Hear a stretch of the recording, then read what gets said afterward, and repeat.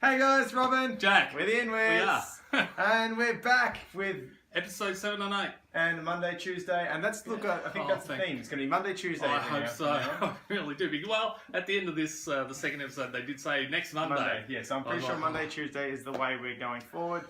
But we've got 2 episodes to cover, and to me, I don't know about you, but to me, I've got a tale. What is it? Is it a tale of 2 cities, or is how do I explain it? I don't like know. I've got both sides of the fence here. I've got a shit episode which made me really pissed off about everything about Survivor, even though I love Survivor, and then I had yesterday's episode which made me happy again. It gave me some faith and redeeming qualities. Oh my! No, look, I think the 2 episodes together were okay because we actually saw some gameplay start. We did see some gameplay. Okay, so my biggest thing about why don't you get the 2 things off your chest? The biggest thing I have a problem with the first Monday night's episode was Monday night's episode was advertised as Blindside Monday, Blindside Monday. Never believed the blurb. I know, but here's the thing, and yes. To Tegan and Heath, technically it was a blindside.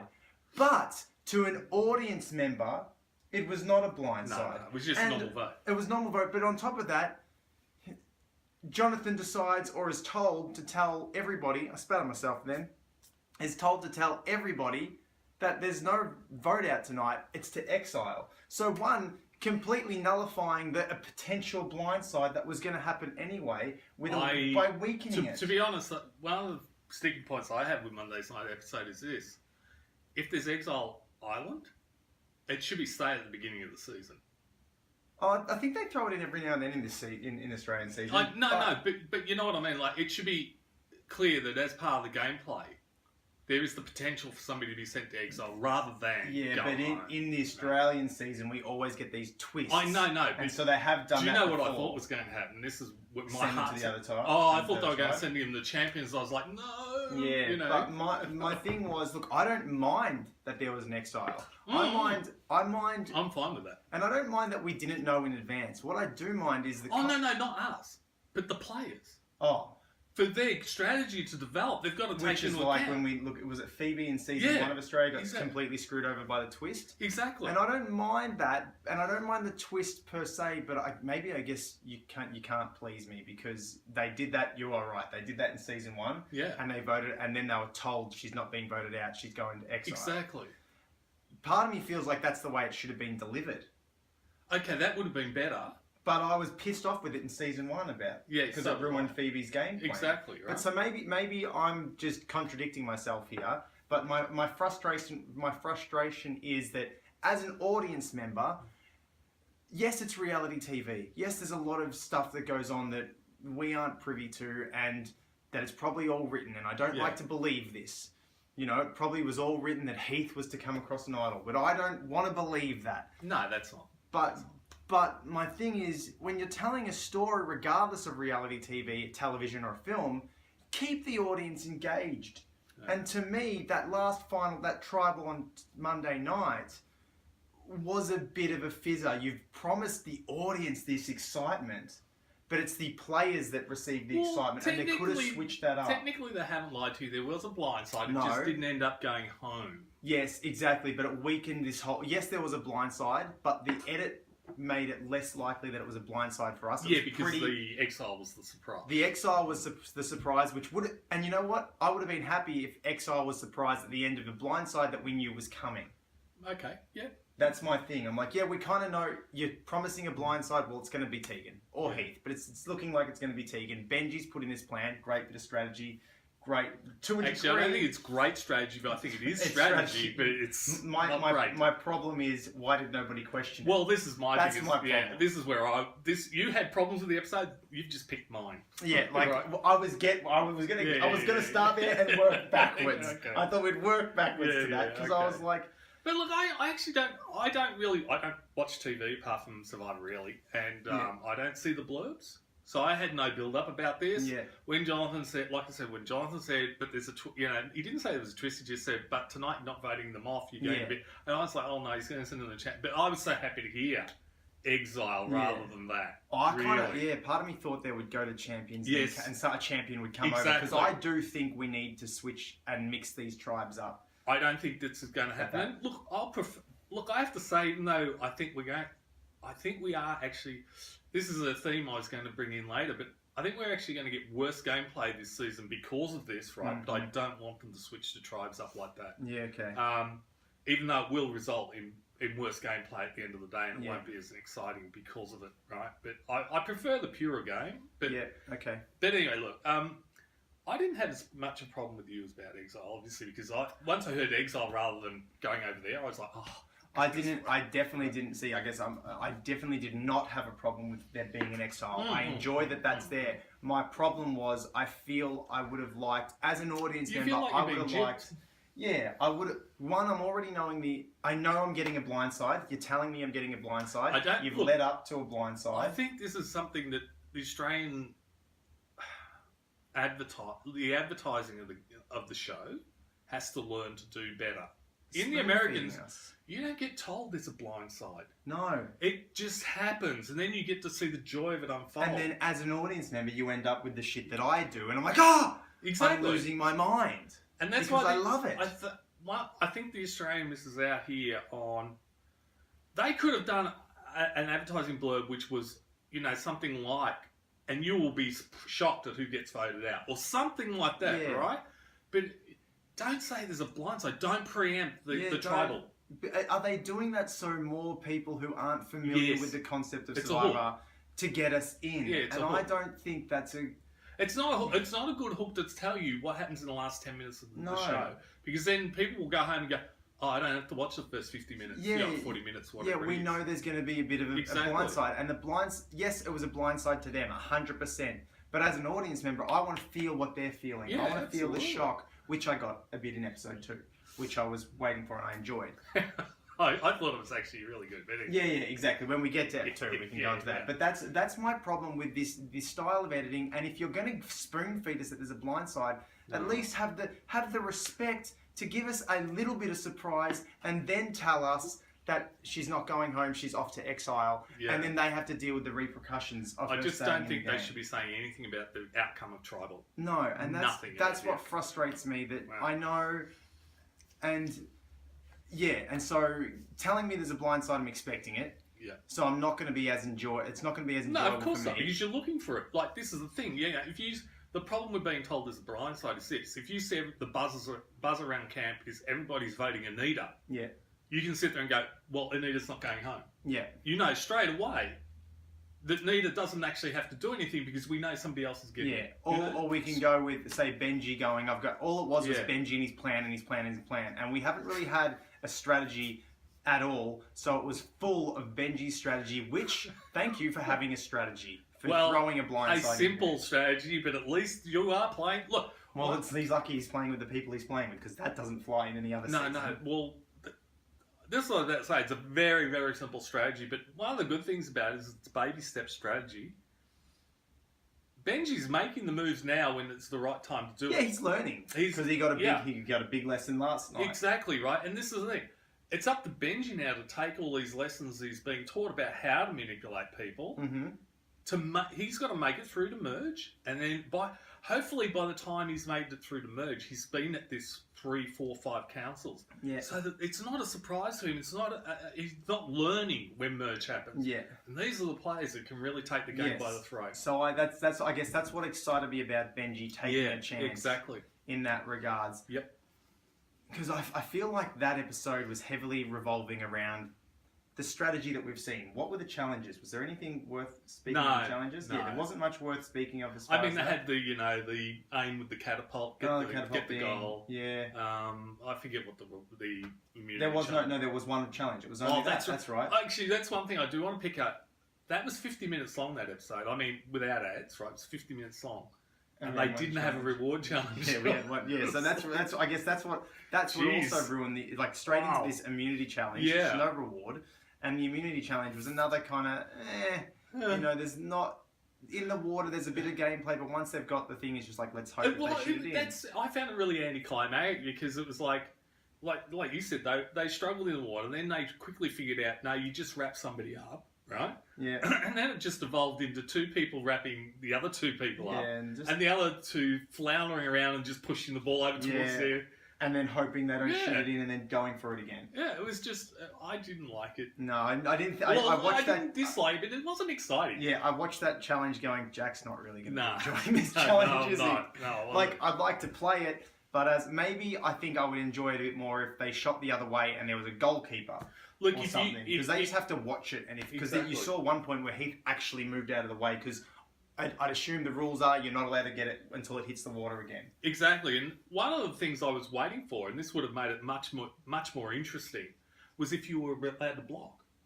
Yeah, they clearly were not. That's They why I weren't thought allowed to. maybe a goalkeeper Exactly. at a deeper end where they have to weigh. That's right, or something. A bit more water polo-esque Yeah. could have been a bit more But as interesting. it was pretty dull. Yeah, I mean, so- don't get me wrong, I understand the effort would have been humongous, but, Yeah.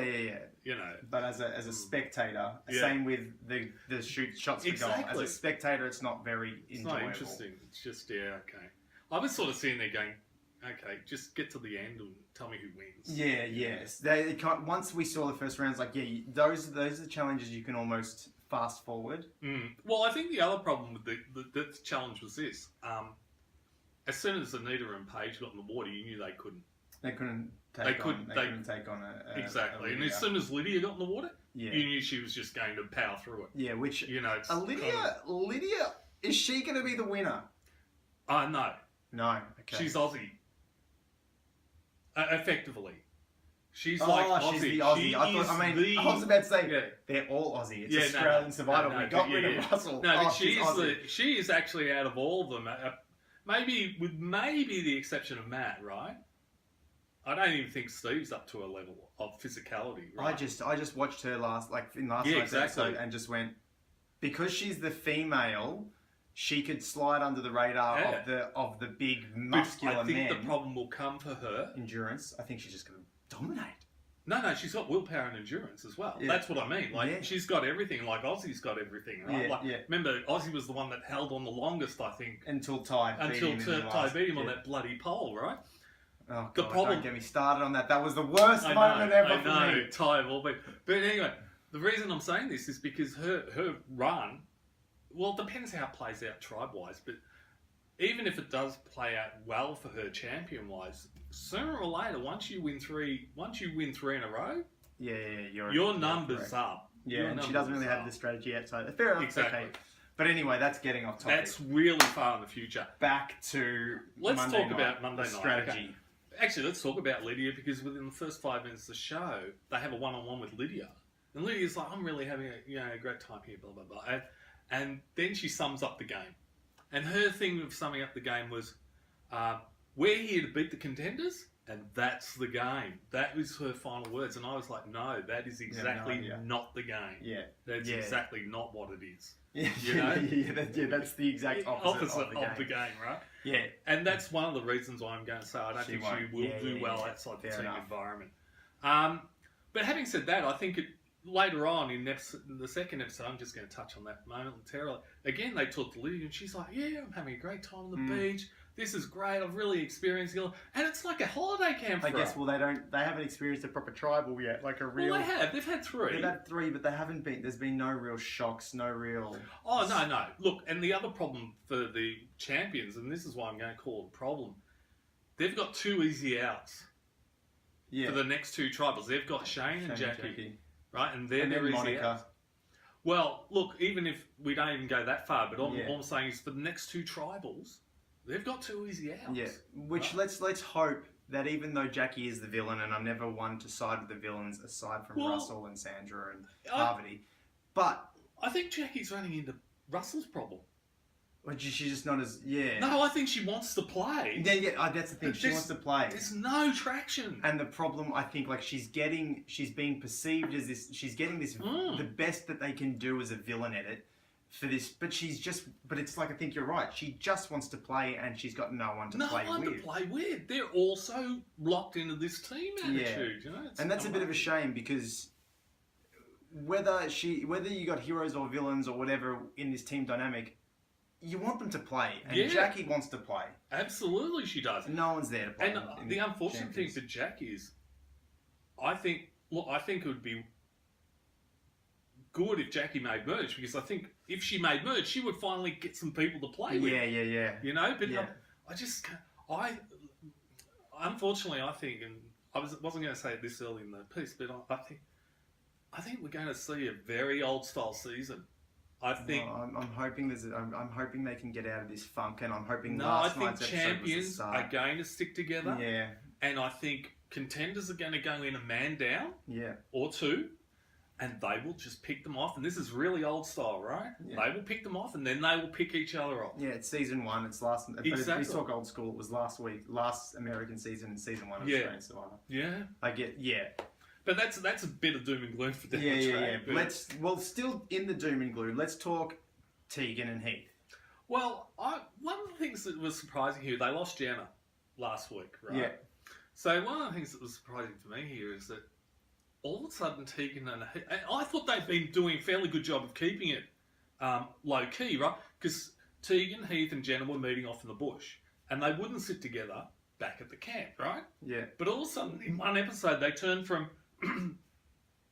being low key to being the obvious power couple, and I was like, but we're not seeing it. We're not. And this comes back to something we mentioned last week about the camera work, right? Are they just not getting the footage? No, they've got the footage. They're just choosing the wrong stuff to edit.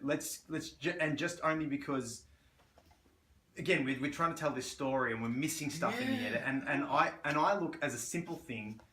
We saw the fire dancing, which I know we don't need. Yet, all of a sudden, last night's episode, Benji's missing half his face. Yeah, I know. And we don't know why. Yeah, just a quick thing where did Robbie take a pop at him, or did he just hit a tree? Yeah, and usually in the American Survivor, if something like that happens, it's explained. Exactly. It's like it might only be as quick as the fire chanting scene is, but it's a bit 5 seconds. Yeah, it's a bit of them. Oh God, I'm bleeding in the face. The only thing I can think of is that the camera simply wasn't there when he did it. No, I just think they're choosing other things to edit around because the cameras follow them. Crazy because like with Tegan and Heath, right?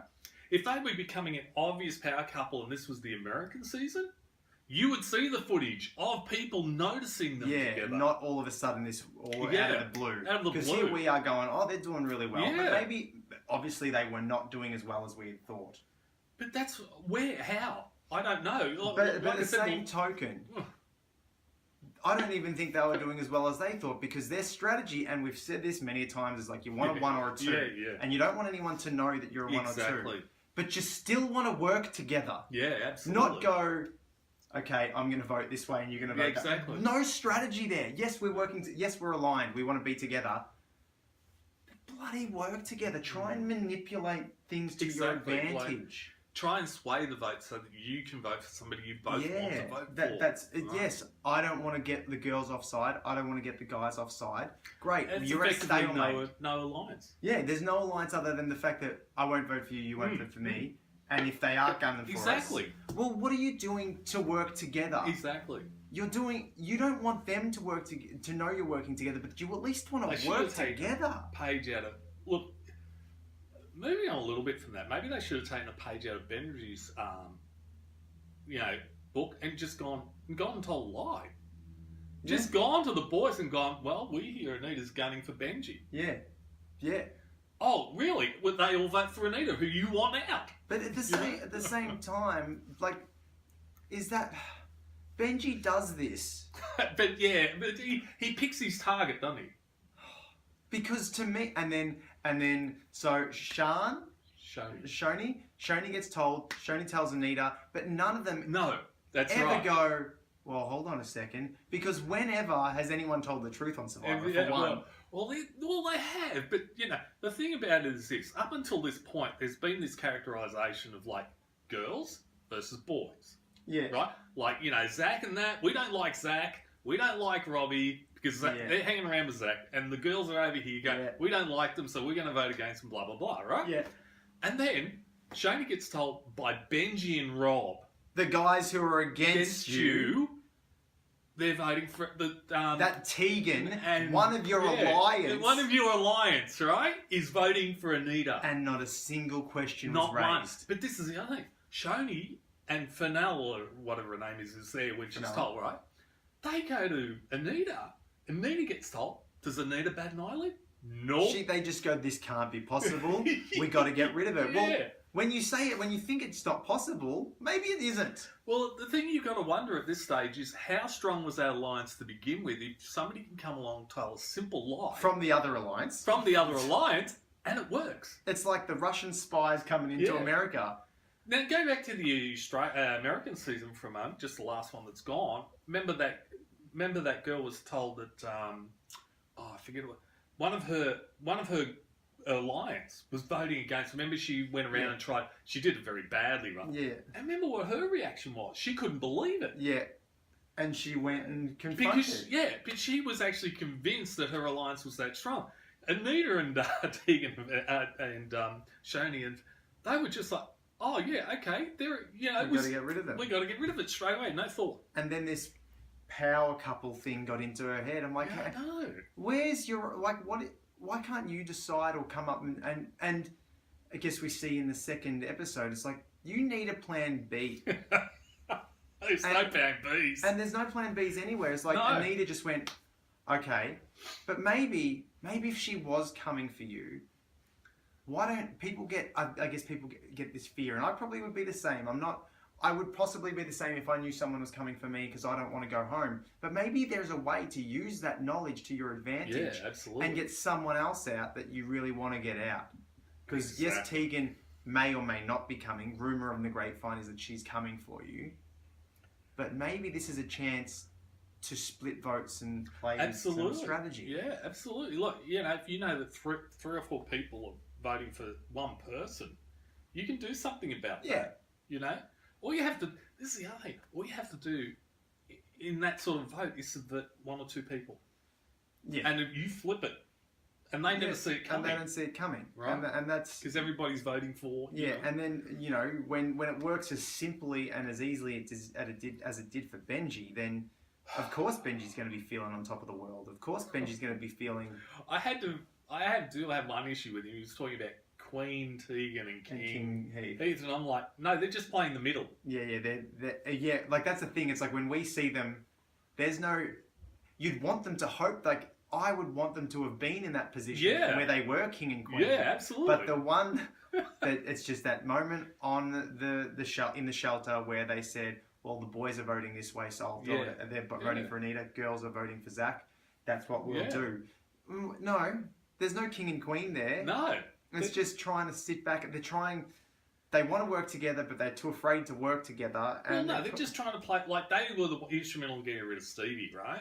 Like they heard who the girls were voting for, they heard who the guys were voting for, and they decided to vote for Stevie, right? Yeah. That's playing the middle. That's not running the game, because they didn't pick Stevie. Yeah, and I think Heath even said, we're the ones who just, like, we can play either we're side. In the middle and we're playing either side. Yeah, that's playing in the middle, it's not King and Queen. Yeah, no. And... So there's this weird interpretation that Benji had of their I think Benji was giving them too much credit. We gave them too much credit last week, and then when I saw how they were playing together, I was shattered. Yeah, I was like, that's your alliance? Yeah. Look, that's what you're doing? You deserve to go to exile. But I think we've got to take into account here that they're probably still a little on the back foot having lost Jenna. Yeah. Because up until then they were at three. They had three, and that's much more decisive, right? And there's much more protection. Yes. When there's only two of you, you've got to play a much more low-key game, as we've discussed. So I think they suffered a little from losing Jenna. Yeah, that's fair. That was pretty core to them, but for Benji to describe him as King Heath and Queen. Well, he just wants the throne, as he said last night's episode. Yeah. But that's my frustration with episode 1. Yeah, and then we get to the right, and Tegan goes to exile, and it's Heath is blindsided, and Tegan's blindsided, which is correct, blindside, but don't tell us. We've just discussed that. And then it also on top of that, we know the blindside's coming, but then it's irrelevant because she's not going home yet. So these are the things so I was very disappointed with Monday night's episode.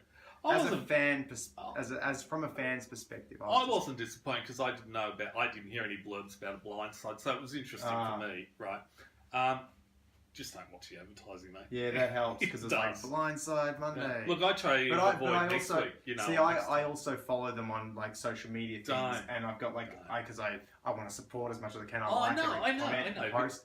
But you don't want the info. And I accidentally spoiled Jenna going home last week for myself because I loaded up and there's Jenna going home. Yeah. So I've made it an effort to not do that. But at the same time, throughout the week, so I see them. So they just pop up. you know how they have all the extras. Yeah. You know when I don't watch any of that because then it does spoil the game. Yeah. You So know, that's try you know not that's to. what I think we've mentioned before. That also could be like that if we followed America just as strongly. Like because I have taken off notifications of American Survivor sites for me. Yeah, same. Just because they were giving me spoilers. Yeah, so I don't watch any of that stuff. I just watch the episode. So that's why it was fine for me. Okay, You know, for me, I was very okay. disappointed. So then the next episode Gives me it gives me life again, and not only just because of how it all panned out, but I'm getting two challenges that I really enjoy. And funnily enough, I did mention last week about the running challenge and the passing the weight. Yeah. It is one of my all-time favourite challenges. It's a great endurance challenge, and I love it. Oh, and look, who didn't Paige struggle? Oh, Well, wow. yeah, but is that... I feel Paige struggled because Zach didn't allow Paige to go at her pace. Of course you're going to struggle when someone is ripping you along. Oh, yeah, but I think the problem there was like, this is where the champions really took... They could do it a notch higher. The champion, yeah, but... They were catching up. Like, there was... Except for that one time when the contenders won, right? Yeah, where they went in with Shane and Jackie. Yeah. So they were really weak. The champions, every time, started out of the blocks and were faster. Like, what I mean is, I don't think they had the opportunity to go at her pace because they were always catching up. No, I think. See, when you watch when Brian was in the lead and he kept them at a pace. All right, now get a bit of a sprint, jog. Yeah. And this challenge, you're only as good as. This is why I love this challenge, is because you get someone like Zach who is so I can do this, but this challenge is definitely about your weakest member and being able to support your weakest member. Yeah. And when someone like Zach isn't supporting a Paige, or when Benji's starting to he's starting to blow, they're struggling hard. Yeah. Whereas the whole time there was this calm sense of, Paige was screwed because Zach was like, let's get this done quickly, and blitzed it and pulled her along, and then she had nothing left. And they almost got, to Zach's credit, he almost caught them. He almost did. He was probably a quarter away from them. Yep. But it's an endurance challenge, and when they just kept going at pace, it was game over because you've gone too hard, too quick, and there was nothing left in the tank. Yeah, look, I think the champions did much better. They they paced, but they did it at a higher pace. Yeah, and but I just think they supported their weakest, and they looked after their weakest more than the contenders did. And that keeps you in Well, front. certainly, like, when Anita went in, she was like, yeah, she was the same as Paige. Like, she was just gone. Yeah. Really quickly. So, yeah, look, they did do very well, but the champions did like. And on the same token, we are talking about elite athletes. That's what I mean. That's the difference. Elite athletes, when you're running, you get taught not to. You don't stop running for a rest. You just slow down a bit. Yeah, and then you speed back up. But I just think even with when they had it, the Jackie and the Shane was the only loss when they were heavy, and Jackie, Shane, and Lydia. But Lydia's not going to pull them along. Yeah, no. And especially against someone like Heath, who it's shallow water for Heath the whole way around. He's never in the deep end with Heath. That's right. So his knees, I don't think went under the water, even exactly. The deep end. So that was all. Yeah. But at the same time, the strategy behind, that have the two, and then that have the one who wasn't the athlete in between. Except for, the carrying the cages. I think the champions generally come up, like, on the tug of war one, the champion strategy, they actually come up with strategies. Yeah. And they put them into practice pretty quickly and easily. But they've probably done that sort of stuff for, they play these sort of things. But what I mean is they're used to strategy. Like, when Lydia goes out and does a ski jump, there's a strategy behind what she's doing and how she's doing it. Yeah. There's thinking and there's planning behind all of that. You don't just go as you're sliding down the slope. Yeah, I think I reckon I'll start twisting like That's this. Right. And like as you're going down, you're still deciding. No, you have a set routine. Exactly. And your 3 jumps. This is going to be this one, and this one. Exactly right. Yeah. You practice for it, and you know what you're going to do. It's all pre-planned. Yeah. Right. That's what I mean. There's a strategy. You know how many points you have to get. Yeah. You do the jumps that you think will get you the points for execution and everything else, right? So there's a lot of strategy in And any then sport. especially with your Matts and your Bryans and Commando, there's a lot of team orientated physical challenges that they would have done as a SAS, as an army, as a rugby, as an AFL player. Absolutely right. Like, they would have been doing carry the log and all that sort of thing. And how do you do that? Well, there's 20 of you guys, you're going to carry this log up a muddy hill. Yeah. They develop a strategy to do it. They don't just all grab a hold and then go, let's run it. And that's I think that was the big downfall there, that there was no strategy with the Contenders in. It was like, we just got to catch them. We've just got to catch them. But Look, I think that was just out of the gate sort of Zach stuff. Yeah. Yeah, and anyway, look, you're right. The champions handled the challenge way better, and they got the just desserts. Yeah, really. and it was definitely, it's definitely one of my all-time favorite group challenges. Though I do enjoy it when it's the full team. Oh yeah, Look, absolutely. The full team, and then they can clip out, and then you whittle down. Rather than the Australian way of doing it is the best of, whereas the American way is however long we can go. I love the American way because it is like, I can't go any longer. Here, take my bag. Take my bag, and I'm out. And then they keep going. And going. Because I think that Rupert was in one of those ones. Yeah. I don't ever forget how awesome that challenge is to me. So I've got it's one of my favorite challenges. I don't like the Australian version. I do like the American version. Like, I don't mind the Australian version, but I do love the full team. I prefer the full team myself. I agree. So, and what was the next challenge? The next challenge was the holding. Do you want to mention anything about presents to family? Or it is what it is. Don't get me wrong. I mean, we watch it. Yeah, I enjoy it and that, but it's nothing. Well, yeah, I get a little bit emotional because I'm a wuss. No, but what I mean is, like, you're never going to get gameplay around that. No, you know what I mean? So there's nothing. My only thing I do want to mention is, once again, especially in that moment, we're getting these bloody cuts of them and their family. Yeah. It's. Which I don't remember seeing in American Survivor ever. The thing, what I like about the American Survivor is, I think, and this is where this sort of stuff misses out. American Survivor, when they do the letters from home. Yeah. They will have them all sit around and read their letters out to each other. Or if they want to, or they can go off and read by themselves, right? Blah, blah, blah. But then they just focus on what the guys are going to as they're reading. Yeah, we don't cut to them talking about it with their family, or Lydia talking about how she's an Olympian and then she's holding a gold medal. Yeah, exactly. But she's also a mum at heart, and then she's doing downward dog as her two kids are jumping all over. I know, right? Like, I mean, I don't need that. And I don't need that in my Survivor. I don't think this really helps when they have the loved one episodes. Mm. You know what I mean? Like, in the American Survivor season, it builds up to where they get to see their loved ones. You can understand the impact of somebody coming out. When you're seeing constant shots of people's families, you're kind of like, oh, okay. Yeah. It's a bit soapy, Yeah, it is a bit. Yeah, we're over, like, just keep it with the people. It's melodramatic. We don't need to go there. So that's all I want to discuss about that. That frustrates me that we're getting these snippets. Yeah, I think just stay with what's happening on the island. We don't really... Whether, if they've got two kids and a husband, that's great, right? But that's not the important part. The important part is what they're feeling about them and this in the moment. In the moment, right? Agreed. Yeah. So I don't really ever dwell on that. Next challenge was another one I really enjoy, where we're the over the head. Yeah, look, because this is endurance. Yeah, it's strength, but it's mainly endurance. It's not about, because none of those bags are so heavy that you can't lift them up. Yeah. Yeah. It's just they're heavy enough for them to get to your mind. Yeah. And the thing about it is, holding something over your head like that, your arms go numb. Yeah. You get to a point where you just don't know whether you're holding it up or not. You know? Yeah. That's one of the things about it, is your feeling goes. Mm-hmm. You think you're holding up, and then all of a sudden it's, Mind you, there is one part of this challenge which I really didn't like. And Brian was the first offender. And Jonathon was really bad at this, right? Brian brought it down like this. It was near his ear, right? Yeah.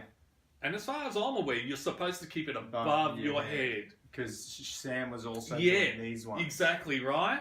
Yeah. And I was like, why isn't Jonathon sitting there going, you're out, Brian? Yeah. You're out, Sam? Yeah. Because that's what should have been happening. You're out. You're out, right? And I know Jeff in the American season would be watching, and if they did that, boom, out. Yeah, he'd be calling, it's got to be above your head. Got to be above your head. And if he would say, like you pointed out, you got to be above your head as it's coming down. Yeah. And if it got down there, he would just go, you're out. Or give your bag to somebody else. Give your bag to somebody else. Yeah, I guess so. And there was none of that. Yeah. Like, how many times did you see this? Oh, yeah, there was, like, most of Robbie's shots were, like, two-handed like that. Right. And is it above your head? It's above his head, just not above his hair. Yeah, and I was like, yeah, Jonathon should be calling that. Yeah. Because I think the champions were the first ones to really benefit from that, to be honest. Yeah. Because a lot of them were like feeling back into their arms by doing this, whereas the contenders were, keeping it up, trying to keep it as high as possible. So I thought that was very slack on Jonathon's part. Okay, fair, Right. fair. Still a challenge. Look, I enjoy. but it's still a challenge I enjoy. And this is where Lydia excelled, I think. Yeah, I was just blown away again. I'm always blown away by those people that have that willpower to switch off, Absolutely. and I love it. I just love her. She was as steady as a rock, not a single Steve bit of was movement. as well. Yeah. Steve And was as well. we all Steve is one And of my Matt. favourites. And look, the good thing about Matt was he was able to be rock steady and support the others around. Yeah. Just take deep breaths, Yeah, So was Steve, Steve, and even Lydia was doing throwing it. it out there as well. But none of them really struggled. Really, I mean, like Monica. I mean, even though she gave up, she didn't really struggle with it. Not But like Anita was out again first. Yeah. Anita struggled in both challenges. Yeah. And then I think it was like Paige was it next, was it? Or Fenella? Paige. No, Fenella didn't go out at all. Fenella's last She was the girl, last girl. yeah. She's impressing me, Fenella. Yeah. I really enjoy her on the Pity she doesn't know Contenders. how to play the game. I reckon she's alright. I reckon she'll come good. Well, they've got to get a grip on strategy. But anyway, look, I enjoy that challenge because it is pure willpower. Yeah. It's not about strength. It's not about, you could be a stick figure and still do that challenge. Yeah. Well, having said that, I would fail at it. But Sam did really well, even though he was cheating. He was doing a lot of that. He was doing a lot of that. But he was almost resting his shoulder most of the time. Yeah, and I just didn't like the fact that Jonathon wasn't calling them. Because we could have all sat there like this for 7 hours. I can sit there doing that for 7 hours, Oh, look, I've just rested on my shoulder. Yeah. But look, it's a hand's breadth above my shoulder. Yeah, I think maybe the length. I don't know. I think the other thing on the American season, I think the length of the rope is much tighter. So that if you do let it go down below your head... but it does get that thing where it's like, well, the short, it's made to each person. That's so what I mean, when you pass it off, then the other one. Yeah, so it is a bit tricky. I don't know, but I hear you on that one. Yeah, definitely hear that. I really didn't like that aspect of it. Normally, it's a good challenge for me. It's like, pole sitting. For me, it's like this is really the ones that are going to hold on to some those endurance challenges. Like there's challenges I love, and those two challenges we got, both very endurance related, are really enjoyable for me. Those big individual challenges that are physical, puzzle, and endurance, all three, they kind of tap it all to me. But those ones that can go on, for an hour, 2 hours, 3 hours, I do really enjoy those. When they're holding the weights and all that sort of stuff. Yeah, those are fun challenges. Or keeping the ball. You'd think it'd be easy to just keep a ball seat at the end of the stick and they go out. Yeah. But some people can do it for hours. Mm-hmm. It's amazing. So those things are I really enjoyed the challenge aspect, and that brought everything up to me upper level as far as from Monday night's episode. I'm like, I'm really starting to enjoy, even if I'm not going to see strategy. Yeah. But then there was Heath going, you know what, I'm going to get Tegan back. Look, I think he's made a strategic error right from the get-go at the end of the previous privileged tribal. And that's this. He came back and he looked really hurt that Tegan had gone. And the one thing you should be trying, if you are part of a power couple and your other half gets sent home, the first thing you've got to try and do is make it look out that you weren't a power couple. But is it different when your potential partner can come back? No, it's no different because you've got to act, even though you don't feel it, you've got to act like you weren't in cahoots. But do you feel like his open and honesty was the ability to blindside Benji with that? No, I don't think so, because I think the plan was always, and this is the thing, I don't think Benji really had to sell Heath to anybody in that tribe on that vote, because this is what happens to power couples. If you get rid of one, the next one the next cab off the rank, how many times does one half of a power couple survive? I reckon quite often they stick around a bit because then they're no longer that threat, and you have other threats appear. Sometimes if you have bigger threats, but if there are no bigger threats around, usually it's just boom, boom, right? Yeah. But all I'm saying is he should have known, and he did, right, that there was a target on his back. If you're one half of a power couple... And even more so that other half can come back. Well, now we know one of them's coming back. So The problem we'll here split is, them up for good. but the problem here is that, and this is where I think Heath didn't play it right. Heath shouldn't have come back and been all dirty, and he was, right? Okay. Like, you know, when Robbie tried to talk to him, it was pretty obvious to me. Yeah. And because if you don't come back and go, oh, but I was voting with you guys. He could have said at that stage, why didn't you tell me I was with you guys? I voted with you for this, and this. Yeah. I've been voting with you all the way. Why would you think I'm with her? Yeah. And what you've got to do is... like, we just got kids. We bond about our kids. We talk about our kids, that's all, right? And you've got to try and give this, confuse the perception. You don't even have to dispel it, but just confuse the perception that you are part of a power couple, right? Yeah. And I think, the fact that he's done the right thing in playing the idol. Yeah, oh yeah. He saved his position, right? Loved it. He did the right thing in sending in... Well, I don't know if he did the right thing in sending Anita. That's questionable. But as far as getting potential to get Tegan back, I think he did the right thing. Oh no, he did that. But the problem here is everybody knows that you are now with Tegan. Yeah.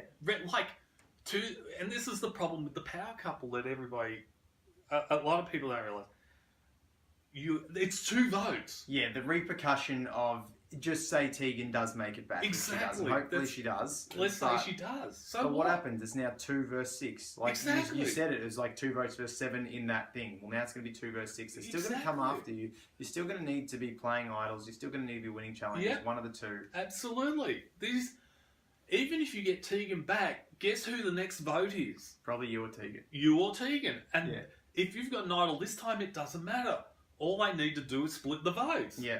Guess who's getting the split vote? Yeah. You're going to get 4? Because Benji won't make that mistake twice. Well, no, it doesn't matter because if in one sense you're playing to them to get Tegan back, because then all they have to do is go, look, 3 of us vote for Heath and 2 of us vote for Tegan. Yeah. Yeah. Goodbye, or whatever it is. Whatever. But that's the thing. It's like Benji was shattered his plan. Oh, he was just gutted. You could see it. And I loved it. And that's what, to me, that's a blindside. Oh, no, look. To me, that was great because Heath played well. Yeah, Heath played really... Heath, look, I was really surprised, or was horrified, really, just before Tribal. Yeah. Heath's picking up his torch and there's a voiceover from Heath saying, I'm feeling really confident that the leader's getting the vote, so I'm not going to pay my idol. And I was like, no, Yeah. But he played it well. He knew he was getting all the votes.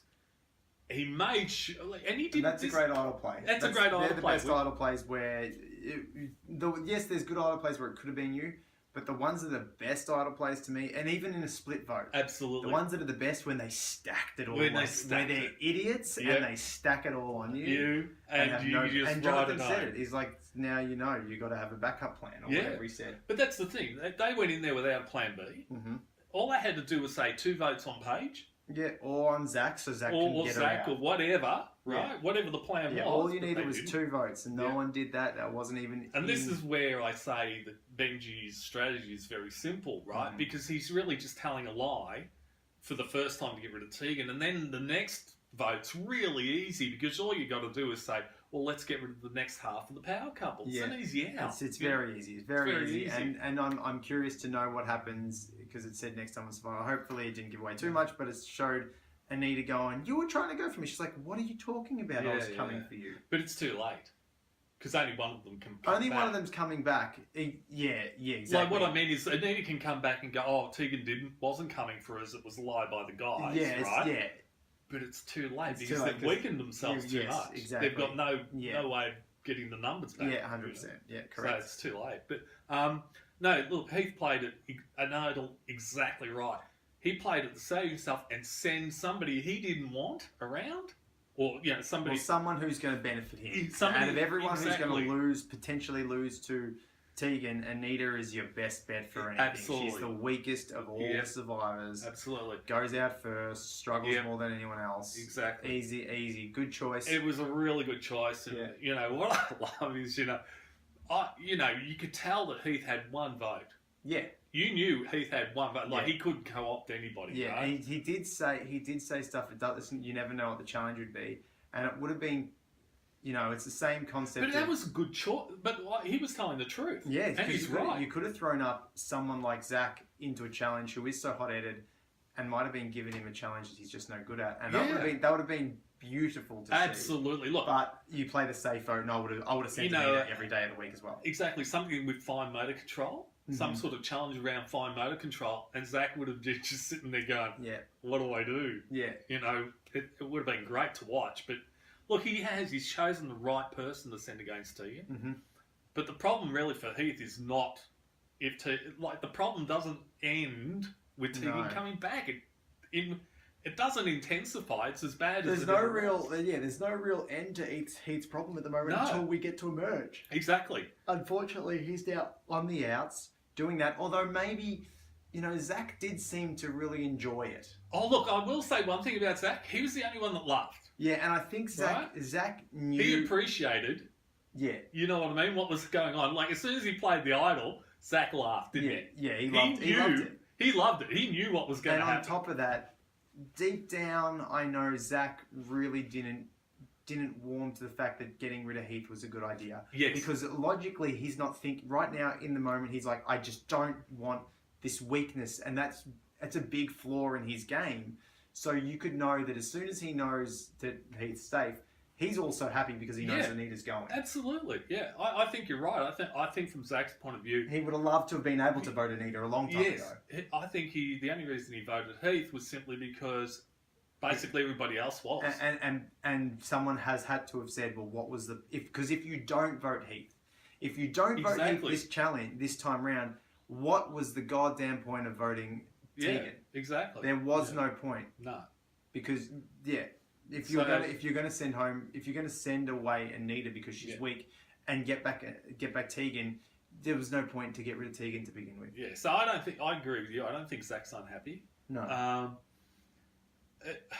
But look, I think the situation is really bad for Heath, and I think it's really bad. Tegan's just walking back into the minefield. I don't think there's any way for them to get around it. The only thing that we have is if Tegan comes back, she has the information that Benji spread this lie. Well, I don't. And having that information then gets the 4 girls plus Heath and the 3 boys on the out. You've got 5 versus 3. The problem here is that Tegan's going to, even if she does come back, all she can say is that Anita told her that the boys told the girls that they were voting for Anita and that wasn't true, right? But the girls, I think at this stage, wouldn't believe Tegan. I don't know. I think it seems a little self-serving. Yeah, I know. But I think if you pay attention to what Benji's been doing, and look who you got Fenella and Shonee don't show any signs. I think you're underrating Fenella. I think she's got some idea. We're just not seeing it on the edit. I reckon. I have a feeling she's actually pretty switched on. Well, this switched on person didn't even question what Benji said. Well, it didn't come to her first, and it wasn't about her going home. Well, she was there when Shonee was told. No, Shonee was on her own, and she went to them. Yeah, I think Fenella was there. But the same token, does she need to question it if it's they're going for Anita? Shonee comes back. So what? Shonee comes back and tells Fenella and Anita, "Oh, the boys have just told me that Heath and Tegan are gunning for Anita." Why wouldn't you question it then? Because it's not you. What do you mean? Okay, they're coming for you, Jack, and not me. Well, it's up. Okay, I'll stick with what. No, but why wouldn't you question the information? That's what I'm trying to get. Because the information doesn't overly threaten my game per se. Oh, okay, but it threatens your game because you're the one now that's potential to go home. But I'm then not it on the goes chopping back block. hang on, wait. You've heard this from the guy, the voting block that's against us. Yeah, that's the question. Look, I have a problem with you saying voting block. No, I'm only saying that because I don't think there's any real alliance. I was like, we're not in a level. I know. I know. Let's hold on a second. The reason I'm saying that is because I don't think these are alliances, to be honest. Yeah. Because if you look at the quickness with which Anita and Shonee and Fenella turned on Tegan, right? Yeah.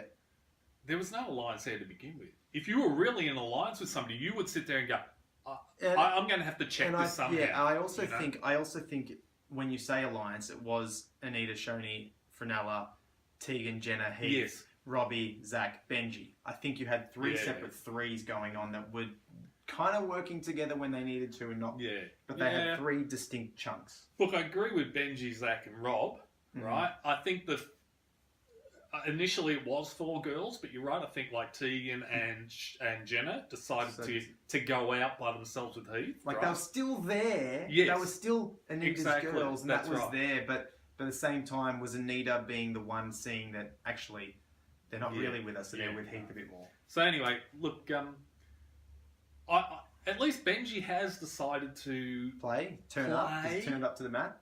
But this is the good thing about this is, and this is why I wanted to see it happen at Champions, is it will kick other stuff off. Yeah, other people now are going to sit there and go, hang on, where's my game? Yeah, hopefully. And this is why I love the show so much. And yes, I do have problems when strategy, and not just the Australian Survivor, I had a lot of problems with last season's Survivor. Oh yeah, American. So I had a lot of problems with that. But what I love about it is you do get this minefield of, well, what is the strategy? Because sometimes the strategy isn't to split the vote. Exactly. Sometimes you do have to stack it all on that person, because if you split the vote, you run the risk of your plan blowing up. But then if you don't split the vote, do they have an idol? And this is like the strategy behind it, and the gameplay, and the thought, and the live version of chess that this is what I love about the game. Absolutely. So having Benji have that shot, and like I said, he's not going to make that mistake twice.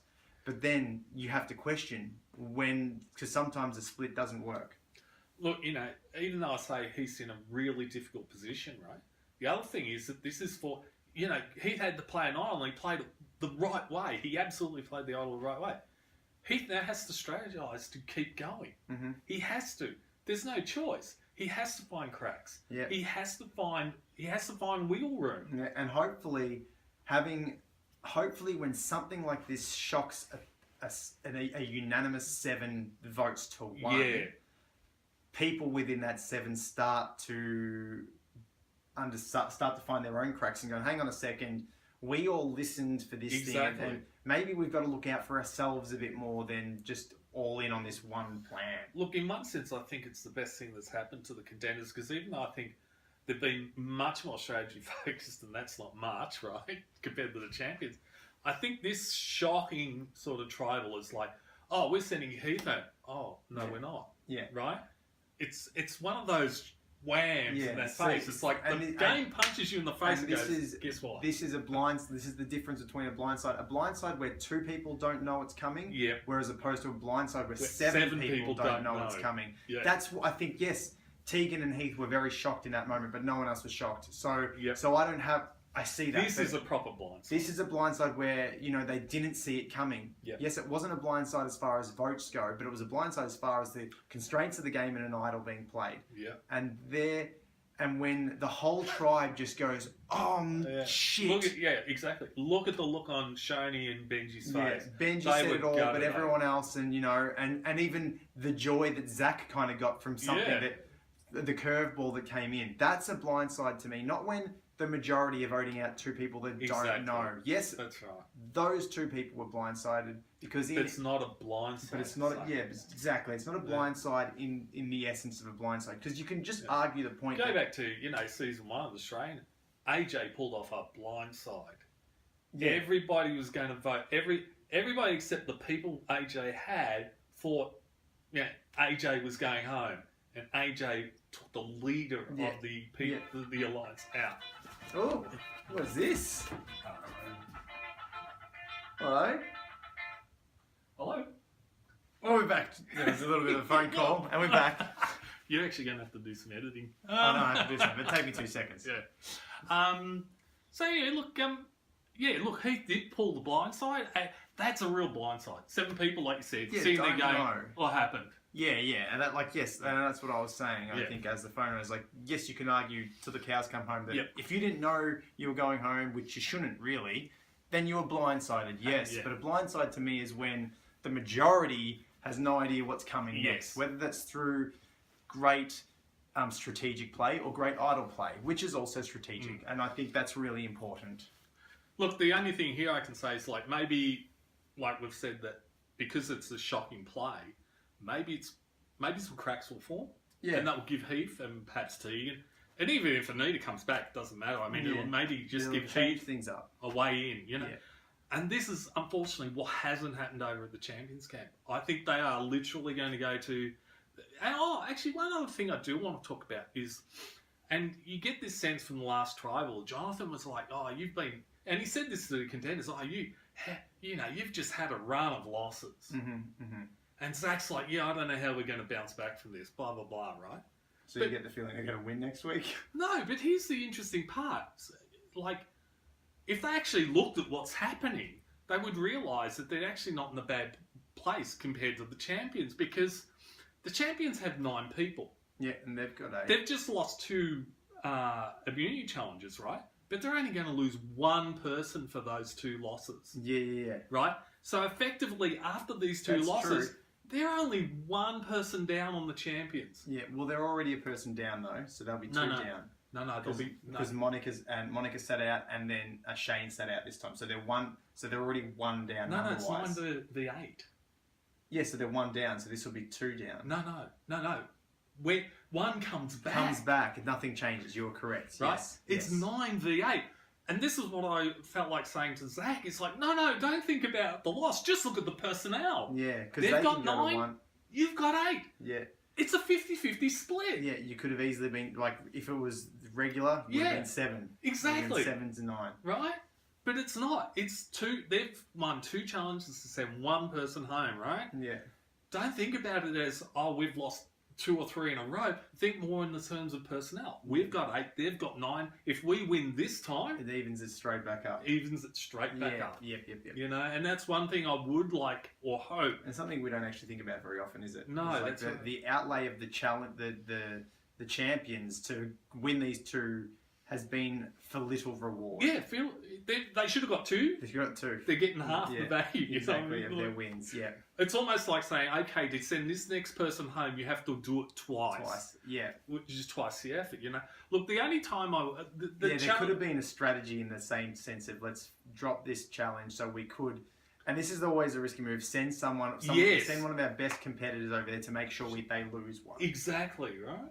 But it's the same thing. They've sent 2 of them over there, so they are going on. But the only time the champions have succeeded above the contenders is in the reward challenges. Yeah. They've won them all. Bar the very first. Exactly, yeah. But I don't see a lot of protein in those challenges. You know, I mean, there was the fish, right? That's great. But it's not going to sustain you for like 7 days. Yeah. You know what I'm trying to say is that even though they've won all these reward challenges, it's not like they're getting a constant supply of protein or something. But they're just getting more than the other tribe, and that might be the difference. It might be, but you know, the contenders are really close to the champions. Yeah, they're not too far off. And I think really the only difference is when the champions have a strategy, when they strategize, they do it better than the contenders. Yeah, that's fair. And when they pull off a strategy, but you know, when the contenders did the strategy for the cage, their strategy was better. Yeah. Than the champions, and they blitzed it. Yeah, right? Yeah, so I think the contenders are still right there. It's 8 v 9. Contenders could win the next immunity. It evens out again. Yeah. Like, what I don't want to see when merge comes is champions with 2 more people. Yeah. You know, this would be a disaster because unless Jackie's still around, because maybe we'll get something. Look, I think if Jackie makes merge, no matter what the numbers are, she will instantly find. You know, people to work with on the contender side, which she can't do on the champion side. I think by now she must know. And look, maybe in one sense she regrets what happens. I think what happened with Russell. She should have kept Russell. I think she's looking back now and thinking, you know, my only real chance to play this game was if Russell stayed. He would have been the big boogeyman. Yeah. But I could have been behind him, and we could have been playing the game. Totally could have. You know. Yeah. So I think ever since Russell's gone, I think once Russell gone, I think she realised there's no one here to play. There's no one here to play with. No one knows the game. No one's playing. Sam's not playing. Monica, you know, Sam and Monica should be playing. Yeah. And they're not. Yeah. You know. Yeah. So anyway, look, that's the end. That's for you. Yeah, that's for me. Which means we will see you guys next week. Yes. If you have any thoughts of your own, please comment, and maybe not. But we might get back to you. Only 2 episodes a week. Yeah, Yay. yes, that's good. Anyway, I'm Robin. I'm Jack. We've been the Inwits. Inwits, and we'll see you next week. Take care.